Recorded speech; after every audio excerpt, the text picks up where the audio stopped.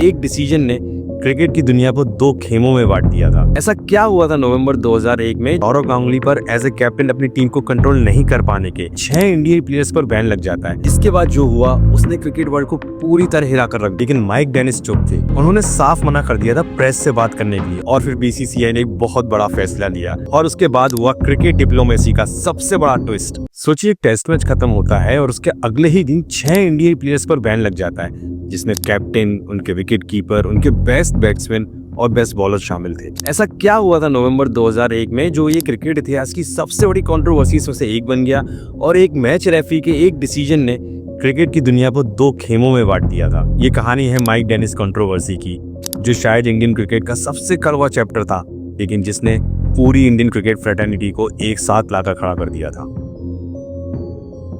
बात है नवंबर 2001 की। इंडिया साउथ अफ्रीका के टूर पर था। अपना पहला टेस्ट मैच हार जाता है और दूसरे टेस्ट मैच के लिए पोर्ट एलिजाबेथ पहुंचता है, जो कि 16 नवंबर से स्टार्ट होना था। टेस्ट मैच शुरू होता है, साउथ अफ्रीका पहले बैटिंग करता है और 362 रन बनाता है। हर्षल किस बनाते हैं 196 रन और जवाब में इंडिया जब बैटिंग करने आता है तो मात्र 201 पर ऑल आउट हो जाता है। साउथ अफ्रीका अपनी सेकंड इनिंग्स को 233 रन पर डिक्लेयर कर देता है और इंडिया को टारगेट मिलता है मैच जीतने के लिए 395 रन का। राहुल द्रविड़ और दीपदास गुप्ता 50s मारते हैं और इंडिया आखिरी दिन टेस्ट मैच बचा भी लेता है। लेकिन इसके बाद जो हुआ उसने क्रिकेट वर्ल्ड को पूरी तरह हिला कर रख दिया था।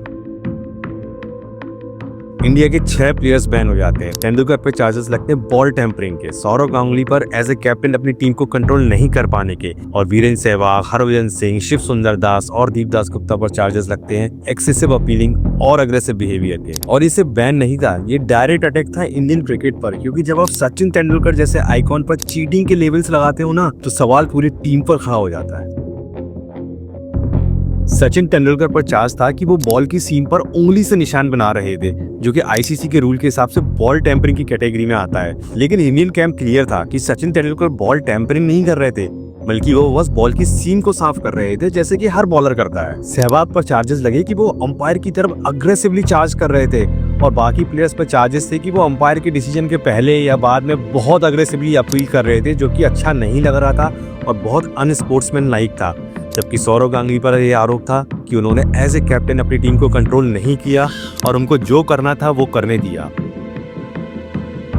इस फैसले के बाद पूरी दुनिया सख्ते में थी। मीडिया, फैंस, हर कोई सवाल उठा रहा था, लेकिन माइक डेनिस चुप थे। वो इस मैच के रेफरी थे और ये डिसीजन भी उन्होंने ही लिया था। ना ही उन्होंने कोई क्लैरिफिकेशन दिया, ना ही कोई प्रेस कॉन्फ्रेंस दी। उन्होंने साफ मना कर दिया था प्रेस से बात करने के लिए, और इसकी सबसे बड़ी वजह थी कि पीछे से उनको आईसीसी का पूरा सपोर्ट था। लेकिन इंडिया में बहुत गुस्सा था, लोग सड़कों पर आ चुके थे, माइक डेनिस के पुतले जलने लगे थे, उनके पोस्टर्स फाड़ दिए गए थे और मामला इतना गर्म हो गया कि ये इंडिया की पार्लियामेंट तक पहुंच गया। वहां पर एमपीज ने सरकार से सवाल किया कि हम अपने देश का अपमान कैसे सह लें, और फिर बीसीसीआई ने एक बहुत बड़ा फैसला लिया। जगमोहन डालमिया, जो कि उस समय बीसीसीआई के प्रेसिडेंट हुआ करते थे, उन्होंने साउथ अफ्रीकन क्रिकेट बोर्ड को साफ बोल दिया कि अगर ये डिसीजन वापस नहीं लिया गया और ये बैन्स नहीं हटाए गए तो इंडिया ये टूर कैंसिल कर देगा और वापस आ जाएगा आगे बिना खेले। और उसके बाद हुआ क्रिकेट डिप्लोमेसी का सबसे बड़ा ट्विस्ट।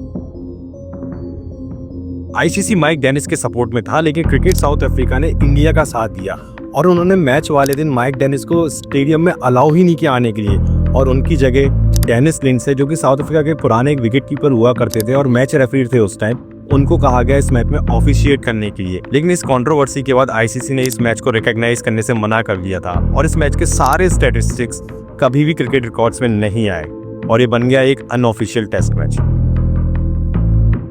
बाद में आईसीसी ने एक कमेटी बनाई और उसने एक इंक्वायरी बिठाई, जिसके बाद उन्होंने सारे के सारे बैन्स हटा दिए, सिर्फ सहवाग को छोड़कर, जिनको अपना बैन सर्व करना पड़ा।